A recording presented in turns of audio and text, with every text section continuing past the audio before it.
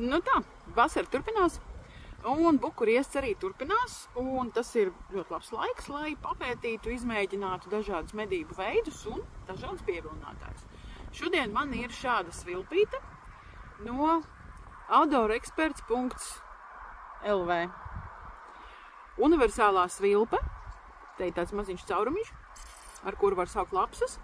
Ar šauro galu var atdarināt kazlēnu, un kazu ar plato galu var atdarināt stresa saucienu un arī kaut kādu mirstošu dzīvnieku, piemēram, zaķi.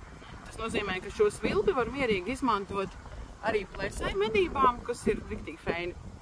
Nu, mums jau patīk visādas universālas lietas. Nu, lūk, tad varbūt es mēģināšu tagad atdarināt. Šitā svilpa man ir pavisam nesen. Es viņu iegādājos no veikala, patiesībā piegāde bija ļoti ātra un ļoti tā kvalitatīva. Tad treniņi man nebija daudz, mēģināšu atdarināt tagad kazlēnu.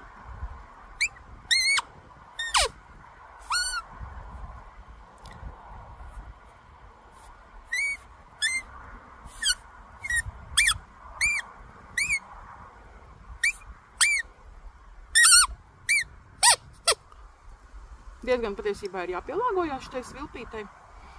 Kā lūpas uzlikt, kā zobus uzlikt.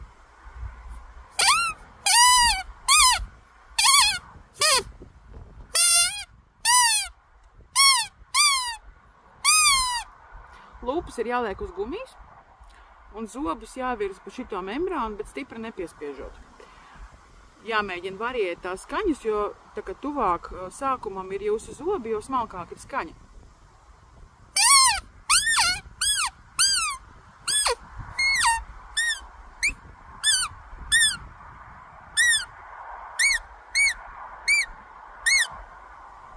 Nu re, sanāca kazlēns.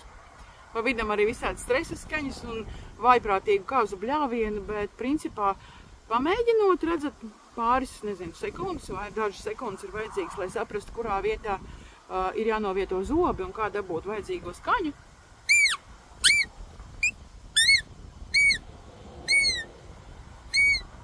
Var pūst gan izstumjot gaisu, kas ir jūsu mutē, un garākas skaņas var veidot izelpojot, spiežot diafragmu uz leju.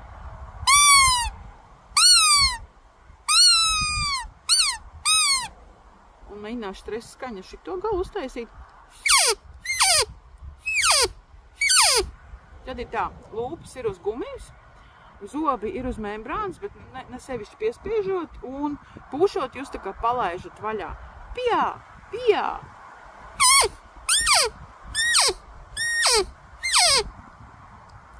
Atskaries kā cāzes. Nu, lūk, un ar garāko galu es mēģināšu uztaisīt tagad mirstošu zaķa balsi. Nē, sākumā pamēģināsim kazu.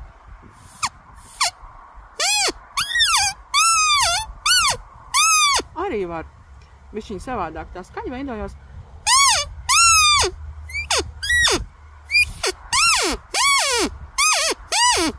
Stresa skaņa bišķi rupjāk sanāk, tāpēc, ka tā daļa, pa kuru iziet gaiss, ir gan šaurāka, platāka, gan arī garāka, tāpēc arī dobjāka, zemāka tā skaņa sanāk. Ar šito galu droši vien vislabāk būs mēģināt pievilināt plēsējus.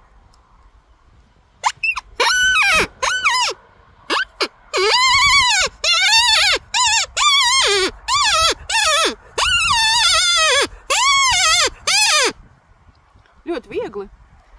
Svarīgi ir nepiespiest membrānu pa stipru, un svarīgi ir pa stipru nepūst, tāpēc, ka tad, kad gaisa plūsma ir ļoti spēcīga caur šito svilpi, tad tā membrāna tā kā pielīp. Protams, viņa ir ļoti jutīga, viegli kustās, un viņa tā kā pielīp un sanāk tāds, tā kā aizrījies kaut kas. Un, protams, ka mirstošs dzīvnieks var arī aizrīties, bet tad tā skaņa nav tik precīza, kā mums gribētos. Tad vienkārši uzliek lūpas uz gumijas un